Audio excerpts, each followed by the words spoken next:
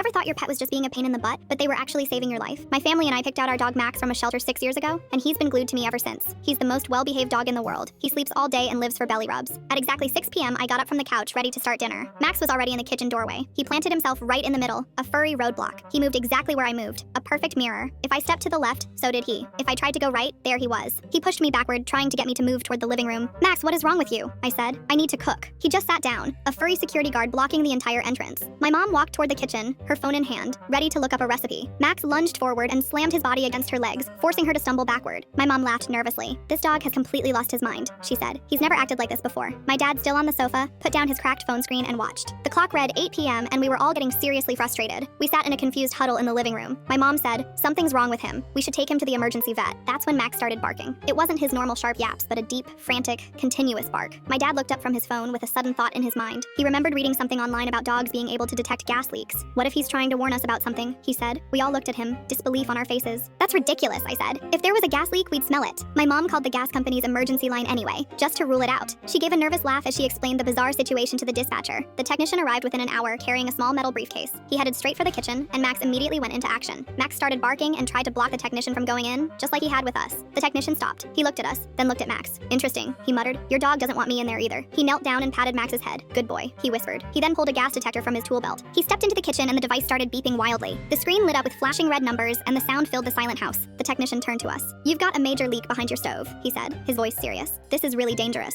He held up the detector so we could see the numbers. The technician looked down at Max. "The levels are high enough that you could have been seriously poisoned if you'd cooked dinner in there." He looked at my dad. "How long has he been acting like this?" "Just since this evening," my dad said. "He wouldn't let any of us in the kitchen." The technician nodded slowly. "He probably saved your lives. Dogs can detect gas concentrations way before humans can smell anything." He worked until 2 a.m. to fix the leak and make sure our house was safe. After he finished, Max immediately went back to his normal behavior. He trotted right over to his food bowl and started eating like nothing had happened. We all laughed. We ended up taking him to the grocery store the next day and buying him the most expensive steak they had. Sometimes the best security system you can have has 4 legs and a tail.